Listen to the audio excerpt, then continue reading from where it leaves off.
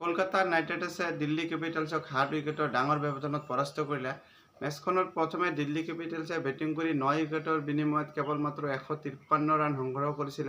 দিল্লী কেপিটেলছৰ হৈ প্ৰথম শাৰীৰ বেটাৰসকলে ওপৰ-জুপৰি ব্যৰ্থ হৈ আছিল আৰু এজনৰ পিছত আন এজন বেটাৰে ওপৰ-জুপৰি আউট হোৱাৰ কাৰণে দিল্লী কেপিটেলছৰ কেৱল মাত্ৰ 68 ৰানৰ ভিতৰতেই 4টাকৈ উইকেট পৰি গভীৰ বিপদত পৰিছিল আৰু ঠিক তেনে সময়তে কুলদীপ যাদৱে দিল্লী কেপিটেলছক ৰক্ষা কৰিছিল।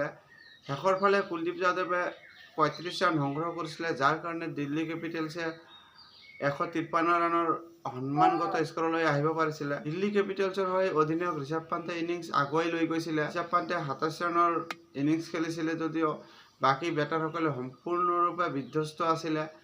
পৃথ্বী শ্বই কেৱল মাত্ৰ 13 ৰানৰ স্ক'ৰতে আউট হয় আৰু জেক ফ্ৰেচাৰ মুগাৰ যি দুৰ্দান্ত প্ৰদৰ্শন কৰি আছিল বিগত মেচকেইটাত আৰু সেই জেক ফ্ৰেচাৰ মুগাৰে কেৱল মাত্ৰ 12 ৰানৰ স্ক'ৰতে আউট হয় আৰু অভিষেক পৰেলেও কিছু ভাল ষ্টাৰ্ট দিয়াৰ প্ৰয়াস কৰিছিল যদিও 18 ৰানৰ স্ক'ৰত আউট হৈছিল আৰু চাই হফেও 6 ৰানৰ স্ক'ৰতে আউট হৈছিল।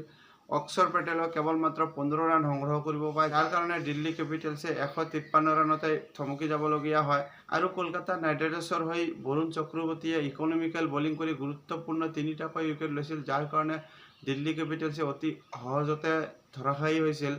বৰুণ চক্ৰৱৰ্তীয়ে নিজৰ স্পেলত কেৱল মাত্ৰ 16 ৰান খৰচ কৰি 3টাকৈ উইকেট লৈছিল। তাৰোপৰি বৈভৱ আৰোৰাই 2টা গুৰুত্বপূৰ্ণ উইকেট লৈ কুলদীপ যাদৱক উইকেট লোৱাত ভাল এটা পাৰ্টনাৰশ্বিপ কৰাত সহায় কৰিছিল। তাৰোপৰি হৰ্ষিত ৰাণাও এইখন মেচত 2টা উইকেট লৈছিল আৰু সুনীল নাৰায়ণেও ইকনমিকেল বলিং কৰি 1টা উইকেট লৈছিল আৰু মিচেল ষ্টাৰ্কে কিছু ৰান খৰচ কৰিছিল যদিও 1টা উইকেট লৈছিল আৰু 154 ৰানৰ লক্ষ্য আগত লৈ কলকাতা নাইট ৰাইডাৰ্ছে কেৱল মাত্ৰ 3টাকৈ উইকেট হেৰুৱাই এই লক্ষ্যত উপনীত হয়।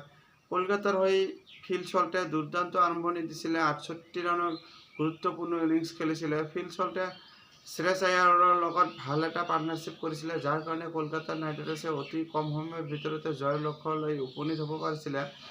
চল্টৰ উপৰিও অধিনায়ক শ্ৰেয়স আয়াৰে 33 ৰানৰ অপৰাজিত ইনিংছ খেলিছিল আৰু ভেংকটেশ আয়াৰে 26 ৰানৰ অপৰাজিত ইনিংছ খেলিছিল। অপেনাৰ বেটছমেন সুনীল নাৰায়ণে এইখন মেচত 15 ৰানৰ স্ক'ৰতে আউট হৈছিল আৰু ৰিংকু সিঙক এইখন মেচত বেটিং লাইনআপত কিছু প্ৰমোট কৰা হৈছিল যদিও কেৱল মাত্ৰ 11 ৰানৰ স্ক'ৰতে আউট হৈছিল আৰু দিল্লী কেপিটেলছৰ হৈ কেৱল মাত্ৰ অক্ষৰ পেটেলে কিছু ইকনমিকেল বলিং কৰিছিল আৰু 2টাকৈ উইকেট ল'বলৈ সক্ষম হৈছিল যদিও বাকী বলাৰসকলে সম্পূৰ্ণৰূপে ব্যৰ্থ আছিল।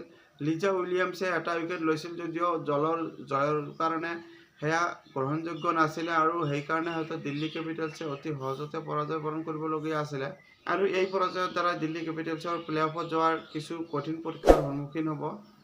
আজিলৈ ইমানেই আছিল। ভিডিঅ'খন চাই যদি ভাল পালে তেনেহ'লে লাইক আৰু ছাবস্ক্ৰাইব কৰিব। ধন্যবাদ।